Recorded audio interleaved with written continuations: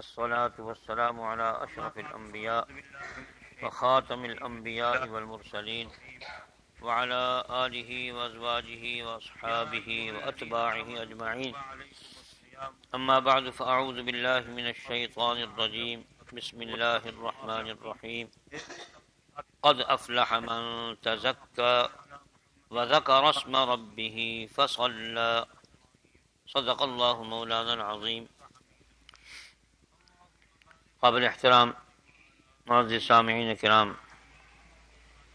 اللہ تبارک و تعالیٰ کا یہ انعام ہے کہ اس مالک نے اپنے لطف و کرم سے، کمال مہربانی سے ہم سب کو اپنے ذکر کے لیے جمع فرمایا۔ یہ اس کی نعمت ہے، اس کا احسان ہے، انعام ہے، اپنا کوئی کمال نہیں، ان کی توفیق سے ہی سب اعمال نصیب ہوتے ہیں۔ غالباً حضرت تھانوی کا یا حضرت نانوتوی کا مقولہ ہے، کسی سائل نے عرض کیا حضرت اعمال کے مقبول ہونے کی کیا علامت ہے؟ آپ نے فرمایا اللہ تبارک و تعالیٰ ایک نماز کے بعد جب دوسری نماز کی توفیق عطا فرما دے تو سمجھ لو پہلی نماز قبول ہو گئی ہے۔ تو اللہ پاک ہم سب کو بار بار جمع فرماتے ہیں تو انشاءاللہ ہماری یہ مجلس بھی اللہ کے ہاں قبول ہے۔ اسی کی یاد میں، اسی کے ذکر میں، اس کے فکر میں، اس کی رضا کے لیے بیٹھتے ہیں۔ دنیا کا کوئی مقصد نہیں ہوتا۔ اللہ جل شان وہ انتہائی رحیم و کریم ذات ہے، ہم جیسے گناہگاروں کو مل بیٹھنے کی اپنی یاد میں توفیق عطا فرماتے ہیں، اس کا فضل اور انعام ہے۔ جتنا بھی شکر ادا کیا جائے کم ہے۔ خوش نصیب ہے وہ آدمی جس کو اللہ اپنی یاد میں مشغول فرما لے، بہت بڑی نعمت ہے۔ آج جو آیت کریمہ تلاوت کی ہے اس میں اللہ تبارک و تعالی نے 3 باتیں ارشاد فرمائی ہیں۔ پہلی بات تو فرمائی قد افلح من تزکا، کامیابی کے لیے میرے اللہ نے شرط لگا دی کہ وہ آدمی کامیاب ہے جس کا تزکیہ ہو گیا۔ اور تزکیہ کہتے ہیں برے احوال کا دل سے نکل جانا، اچھے احوال کا پیدا ہونا، یعنی گندگی نکل جانا اور پاکیزگی پیدا ہو جانا۔ جیسے برتن گندا ہو اس کو دھو لیا جائے تو وہ صاف ہو جاتا ہے، اس کا تزکیہ ہو گیا۔ ایسے ہی درخت جو سارا سال ان پر دھول مٹی پڑتی ہے، الٹ پلٹ شاخیں ہو جاتی ہیں، بڑھ جاتی ہیں بے تکی، اس کو بھی تزکیہ کہتے ہیں جب ان کی چھنگائی ہوتی ہے۔ غلط قسم کی شاخیں کاٹ دی جاتی ہیں اور اچھی شاخیں بچ جاتی ہیں، پھر اس کی برکت سے اللہ تبارک و تعالی درختوں کو پھر خوبصورت بنا دیتے ہیں، پھر شاخیں نکلتی ہیں، پھر ہرا بھرا درخت ہو جاتا ہے۔ اسی طرح علماء نے لکھا ہے کہ تزکیہ کا معنی صفائی ہے۔ رسول اللہ آپ علیہ الصلوۃ والسلام نے اس کی طرف بھی دیکھا اور صحابہ کی طرف بھی دیکھا، فرمایا دیکھو کیسا سوال کیا اس نے، فرمایا پھر کہو۔ آپ کو اس سوال سے لطف آیا، فرمایا پھر کہو۔ اس نے عرض کیا رسول اللہ صلی اللہ علیہ وسلم وہ اعمال بتا دیجیے جس سے جنت قریب ہو جائے اور جہنم دور ہو جائے۔ رسول اللہ صلی اللہ علیہ وسلم نے فرمایا سب سے پہلی بات تو یہ ہے کہ اللہ کی گواہی دینا اللہ ایک ہے، وحدہ لا شریک ہے، یعنی شہادتین، اور میری گواہی دینا کہ میں اللہ کا نبی ہوں۔ اور نمبر 2 نماز کی پابندی کرنا 5 وقت، زکوٰۃ ادا کرنا، روزہ رکھنا اور استطاعت پر حج کرنا۔ جب یہ سب باتیں آپ علیہ الصلوۃ والسلام اپنے ذات اقدس سے فرما چکے، فرمایا اب چھوڑ دو میری ناقہ کی مہار اور جاؤ۔ دوستو حدیث تو یہ بڑی مختصر ہے، لیکن میں یوں سمجھتا ہوں محدثین نے بھی ایسے ہی کچھ فرمایا ہے کہ یہ سارے دین کا خلاصہ ہے۔ جس طرح قرآن پاک کی بعض آیات کے بارے میں مفسرین فرماتے ہیں کہ یہ نازل ہو جاتی تو قرآن کی حاجت نہ تھی، یہ نازل ہو جاتی تو قرآن کی پورے کی حاجت نہ تھی، مختلف آیات کے بارے میں ایسا فرمایا مفسرین نے۔ ایسا یہ حدیث جامع ہے، اور جامع اس طرح بھی ہے کہ نبی پاک علیہ الصلوۃ والسلام کی ایک خصوصیت ہے، آپ نے فرمایا کہ مجھے جوامع الکلم عطا کیے گئے ہیں، میں تھوڑی بات کہتا ہوں اس کی گہرائی بہت ہوتی ہے، تو یہ آپ کا معجزہ ہے۔ ساری محنت اللہ کی رضا کے بعد انعام جنت کا حصول ہے۔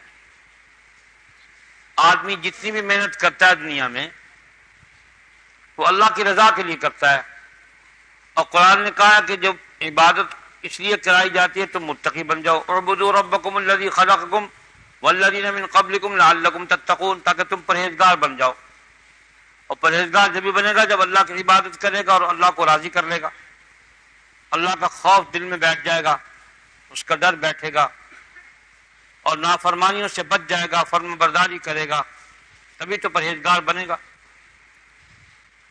تو پرہیزگار بن کے اللہ کو راضی کرے گا، جنت ملے گی۔ ورضوان من اللہ اکبر، اللہ کی رضا سب سے اعلیٰ چیز ہے۔ نماز، روزہ، حج، زکوٰۃ، اللہ تعالیٰ کی گواہی، نبی علیہ الصلوۃ والسلام کی گواہی، یہ ساری کی ساری چیزیں اللہ کی رضا کے لیے ہیں اور متقی بننے کے لیے ہیں۔ رسول اللہ صلی اللہ علیہ وسلم نے فرمایا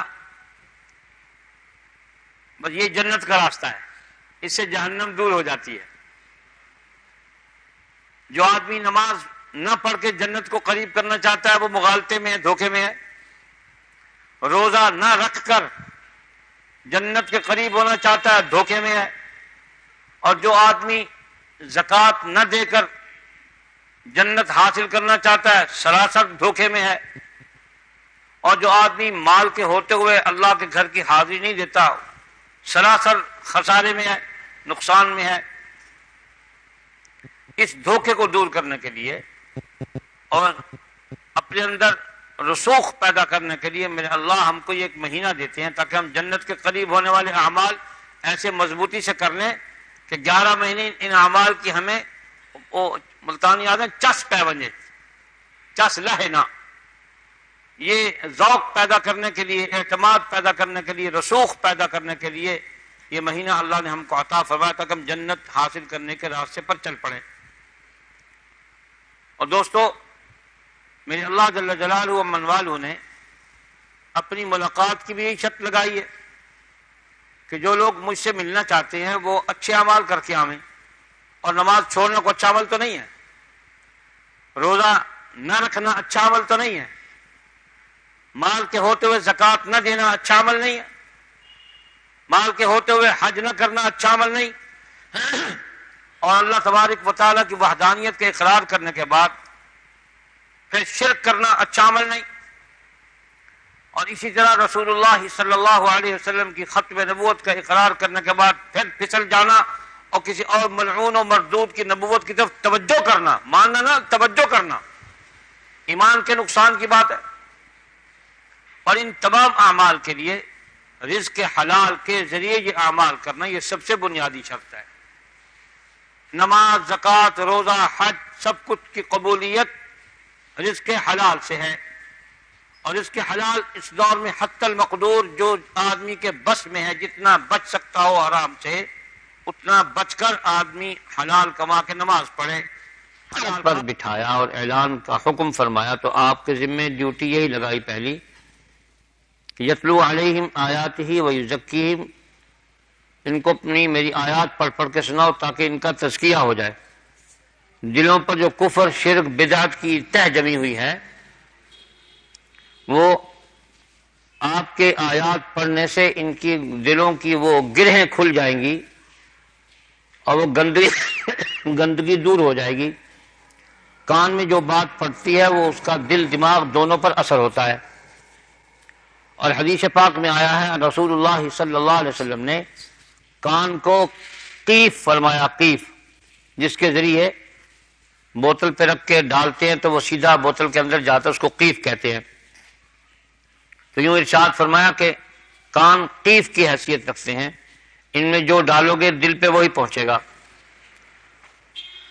تو سب سے پہلی بات تو یہ فرمائی قد افلح من تزکا، تزکیہ کرو، اور تزکیہ پاکیزگی حاصل کرنے کے لیے دوسری بات فرمائی وذکر اسم ربہ، اور تزکیہ کے لیے اللہ کا ذکر کرو۔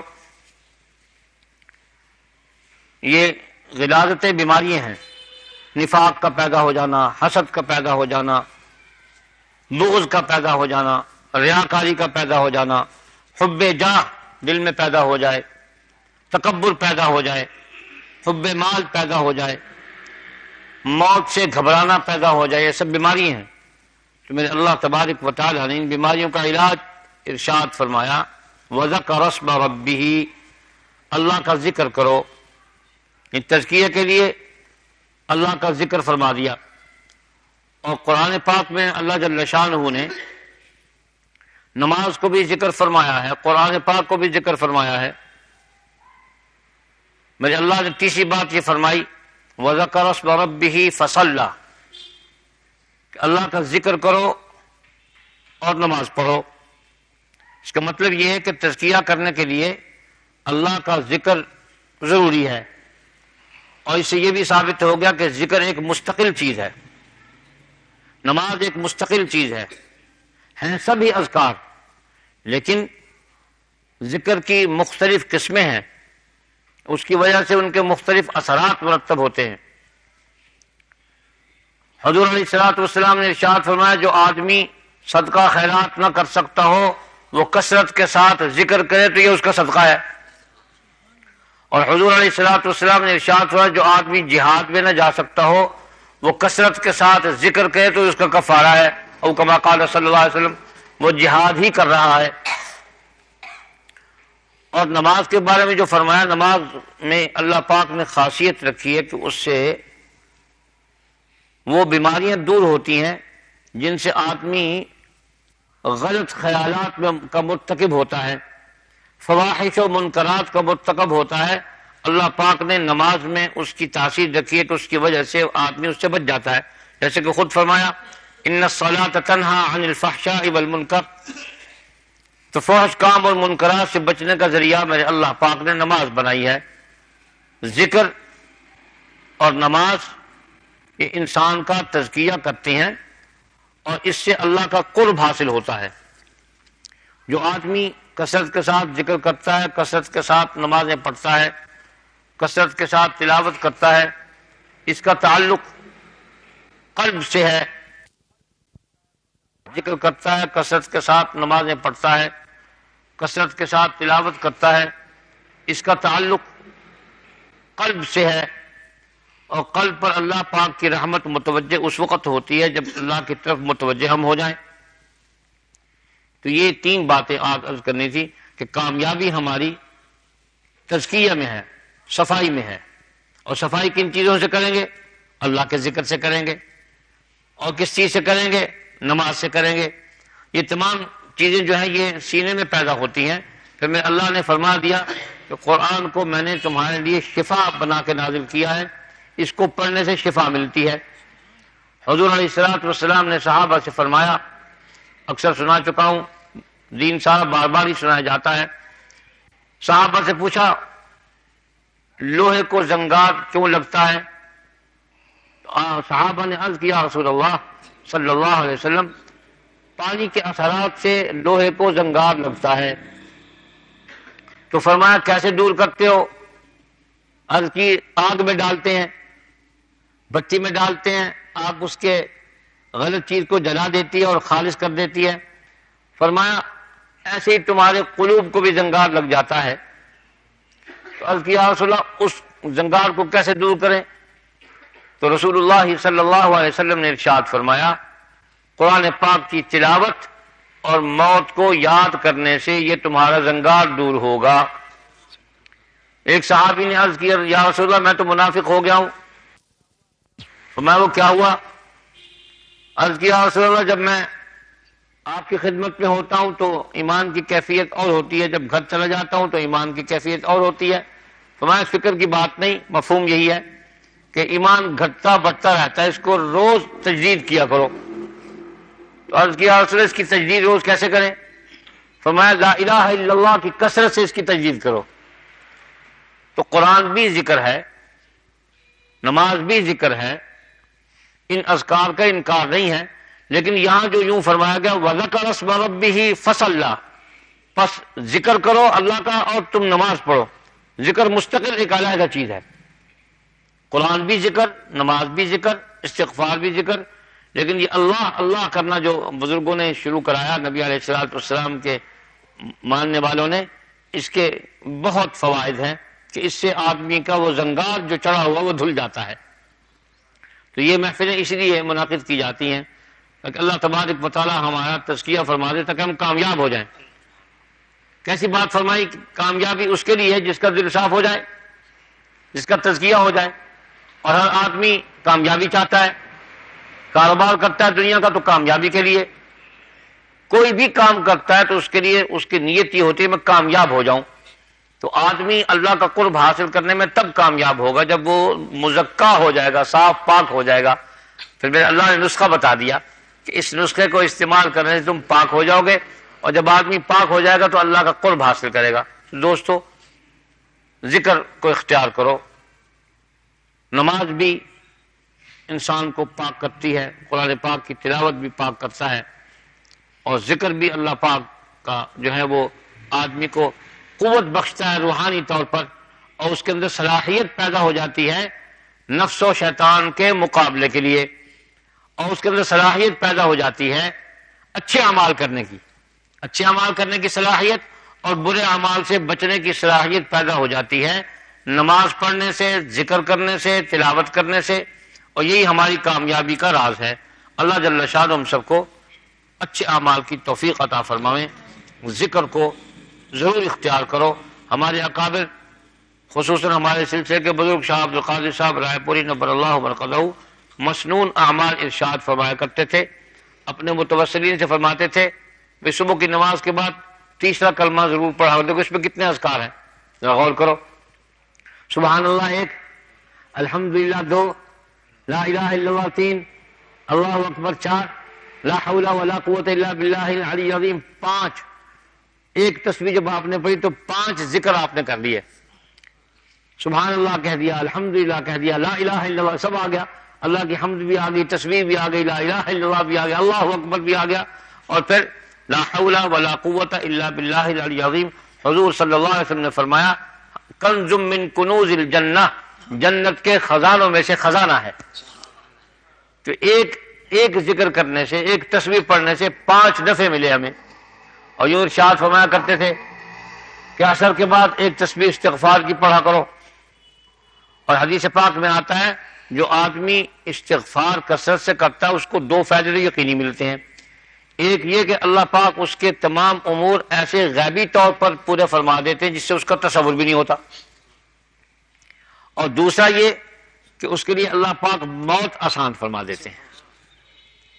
آدمی دنیا کے کاموں کے لیے پریشان ہوتا ہے نا، میرے یہ کام اٹکا ہوا، یہ کام اٹکا ہوا، یہ کام اٹکا ہوا. تو حضور علیہ الصلوۃ والسلام نے نسخہ ارشاد فرما دیا کہ جو آدمی کثرت کے ساتھ استغفار کرے گا اللہ اس کے امور کو غیب سے پورا فرمائیں گے جس کا اس کو تصور بھی نہیں ہوگا. اور استغفار کی جاتی ہے گناہوں سے توبہ کرنے کے لیے، اور گناہ ہی انسان کے امور میں رکاوٹ بنتے ہیں، گناہ ہی تمام کاموں میں رکاوٹ بنتے ہیں. ترقی درجات میں، اللہ پاک کے قرب حاصل کرنے میں، صلاحیت پیدا کرنے میں گناہ حائل ہوتے ہیں. تو استغفار ایسا نسخہ ہے جس سے تمام امور آسان ہو جاتے ہیں. اور پھر یوں ارشاد فرمایا کرتے تھے کہ رات کو سونے سے پہلے درود پاک کی ایک تسبیح ضرور پڑھا کرو. اور والد صاحب نبر اللہ برکتہ سے میں نے بارہا سنا جب وہ بیعت فرماتے تھے تو اپنے متوسلین سے یوں فرماتے تھے درود شریف یوں پڑھا کرو، اس خیال سے بیٹھا کرو کہ میں نبی پاک علیہ الصلوۃ والسلام کا روضہ اطہر میرے سامنے ہے اور میں درود پڑھ رہا ہوں، حضور کی بارگاہ میں پیش ہو رہا ہے، مجھے وہاں سے فیض مل رہا ہے. تو یہ 3 تسبیح اکثر ابتدائی متوسلین سے یوں فرمایا کرتے تھے.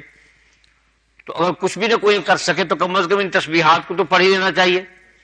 اور پھر رسول اللہ صلی اللہ علیہ وسلم نے ذکر جو ارشاد فرمایا مختلف، اس میں عام مشہور طور پر تسبیح فاطمہ ہے، دیکھو سبحان اللہ الحمدللہ اللہ اکبر، فرمایا غلام سے زیادہ کام دے گا، اپنی صاحبزادی سے فرمایا سیدہ فاطمہ الزہرا سلام اللہ علیہا سے، وہ غلام لینے کے لیے گئی تھی خدمت کے لیے، کو باندی کو کنیز مل جائے تو آپ نے فرمایا اس سے بہتر چیز تمہیں نہ دوں، ہر نماز کے بعد 33 مرتبہ سبحان اللہ، 33 مرتبہ الحمدللہ، 34 مرتبہ اللہ اکبر پڑھا کرو، یہ غلاموں سے زیادہ کام دے گا۔